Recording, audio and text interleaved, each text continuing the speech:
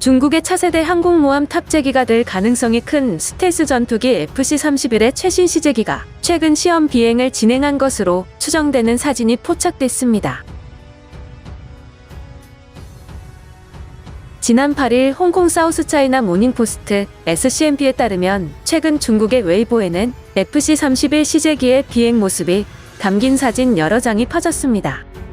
중국의 한 항공회사는 미국의 F-35와 일치하는 새로운 스텔스 전투기를 시험 비행한 것으로 보이며 이는 차세대 선박 탑재 전투기의 후보가 될 수 있다고 전했습니다. 스텔스 전투기는 고도가 올라감에 따라 연료 소모가 많은 애프터버너를 사용하고 있으며 국영 개발업체인 중국항공산업공사의 로고가 제트기 꼬리에 명확하게 표시됩니다. 이전 버전과 달리 최신 프로토타입은 더 이상 제트기 기수의 대기 속도 측정 장치가 없는 것으로 보이며 이는 능동형 전자스캔 어레이 또는 에이사 레이더와 같은 장착된 항공 전자장치로 대체될 수 있음을 시사하고 있습니다. 그러나 항공기는 이전 FC-31의 WS-13 트윈 터보 팬 엔진을 유지한 것으로 보입니다. 엔진은 1970년대 소비에트 디자인을 기반으로 하며 전투기의 기능과 스텔스 능력 측면에서 한계로 있을 것으로 보입니다. FC-31은 중국에서 두 번째로 국내에서 개발한 스텔스 전투기입니다. 제20은 2012년 첫 비행을 했고 외국 바이어를 유치하기 위해 여러 에어쇼에 출연했습니다. 중국 항공산업공사는 미국 록히드 마틴 F-35와 경쟁할 수 있기를 바랐지만 어떤 것도 유치하지 못했습니다. 중국 공군조차 주문을 거부했습니다. 그러나 최근 FC-31의 진전은 관련 개발자가 스텔스 전투기의 해군 버전으로 초점을 옮겼음을 시사한다고 군사 전문가들은 내다봤습니다.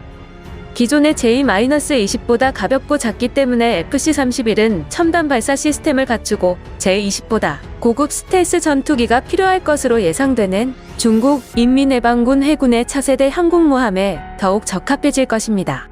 FC-31은 F-35 라이트닝2와 대체로 유사한 사양을 가지고 있습니다. 최대 이륙 중량은 25톤, 전투 범위는 1200km, 최고 속도는 마하 1.8에 달할 정도입니다.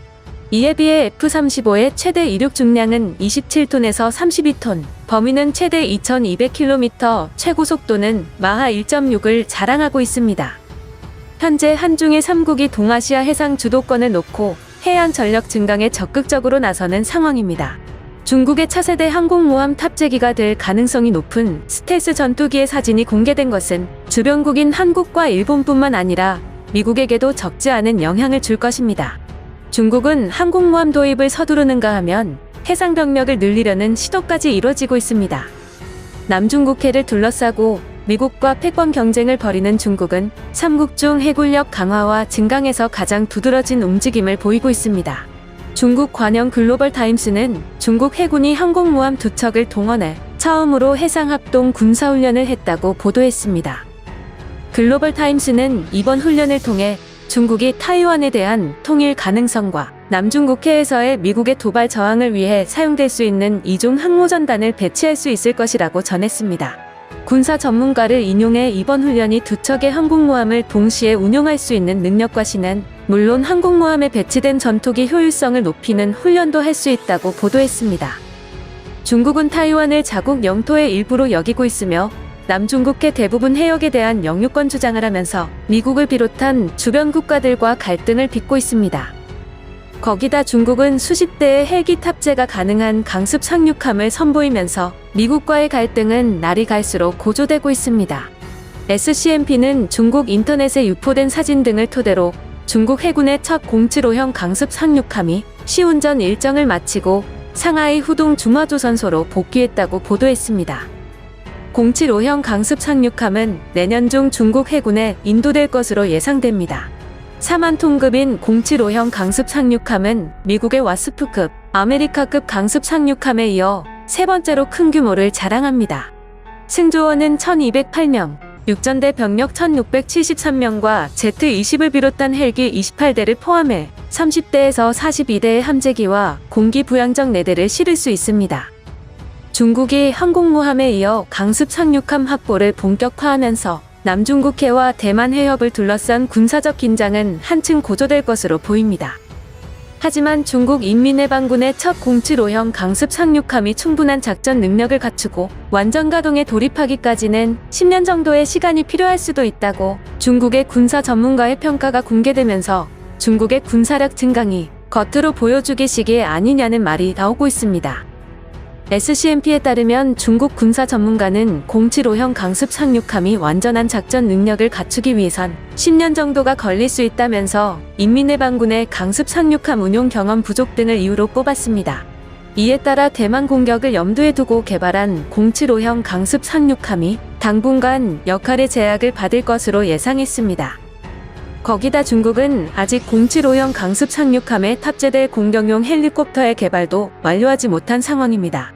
인민해방군은 공군용 Z-8과 Z-20 무장 헬리콥터를 변형한 해군용 Z-AJ와 Z-20J를 개발하고 있습니다. 중국은 또 수직 이착륙 전투기도 보유하지 못하고 있기 때문에 일각에서는 075형 강습 상륙함에 탑재할 공격용 무인기를 개발해야 한다는 주장도 나오고 있습니다. 중국군은 올해 4월 두 번째 075형 강습 상륙함을 진수했으며 세 번째 075형 강습 상륙함을 건조하고 있습니다. 강습 상륙함은 탑재된 헬리콥터 여러 대가 동시에 이착륙할 수 있는 대형 비행 갑판을 갖춘 상륙함인데 막상 상륙함을 바다에 띄우더라도 탑재할 수 있는 헬리콥터가 없는 빈 깡통인 셈입니다. 해당 075형 강습 상륙함은 남중국해와 동중국해 분쟁지역 작전, 특히 대만 공격작전에서 중요한 역할을 할 수 있을 것으로 보이는데 아직까지는 제 역할을 할 수 있는 수준이 아닌 것입니다. 중국이 풀어야 할 과제도 적지 않습니다. 075급 강습 상륙함에는 미국산 UH-60과 유사한 Z-20 중형 수송 헬기가 탑재될 예정이지만 항공모함 운용 경험도 부족한 중국이 30대가 넘는 헬기를 강습 상륙함에서 운용한다는 것은 현실적으로 쉬운 일이 아니기 때문입니다. 중국이 상선을 이용해 헬기가 갑판에 내려앉아 연료와 무장을 보급받는 훈련을 실시하고 있으나 시행착오가 불가피한 상황입니다. 상륙함 선단과 호위함전과의 연합 기동작전, 상륙함 내 대장비 탑재 방식 등도 단기간 내 습득이 어렵기 때문입니다. 역사적으로 오스만 투르크, 러시아 등 대륙 국가들은 국가 지도부의 결심으로 단기간 내 전투함을 확보했지만 이를 운용할 숙련된 선원을 확보하고 해전에 적용할 함대 운용 기술을 습득하기까지는 적지 않은 시간이 걸렸습니다. 중국도 현대적인 함정을 말 그대로 찍어내고 있지만 운용 기술을 비롯한 스마트 파워 확보까지는 갈 길이 먼 셈입니다. 이 같은 난관에도 중국은 075급보다 큰 076급 강습 상륙함을 만들 계획입니다. 미 해군 와스프급처럼 헬기와 수직 이착륙기를 탑재, 경항모 기능까지 부여할 것으로 알려집니다. 반면 수직 이착륙기 개발에 필요한 기술의 난이도가 높아 중국이 단기간 내 개발에 성공하기는 쉽지 않다는 지적도 있습니다. 하지만 한국의 상황은 전혀 다릅니다. 한국의 선진적 조선 기술로 볼 때 항모 건조 능력은 충분하다는데 이견은 없습니다. 다만 건조 비용과 향후 운영비를 놓고 봤을 때 한반도 근해에서 경항모의 가성비는 논란거리입니다. 경항모 자체 건조비만 2조 원에 가까운 돈이 들어가며 함정 운영 비용은 연간 1,000억 원에서 2,000억 원 정도가 들 것으로 추정됩니다. 대한민국군은 최근 차세대 전투기 2차 도입 규모를 당초 계획의 2배로 늘리고 경항공모함에 실을 수직 이착륙형 스텔스 전투기도 들여오기로 결정했습니다. 거기다 방위사업청과 한국항공우주산업의 한국형 전투기 KF-X CJ6이 최종 조립에 들어갔는데 천문학적인 자본을 쏟아부으면서 따라하기 바쁜 중국과는 달리 기술 개발력과 실천력에 있어 중국에게 전혀 뒤처지지 않을 것입니다.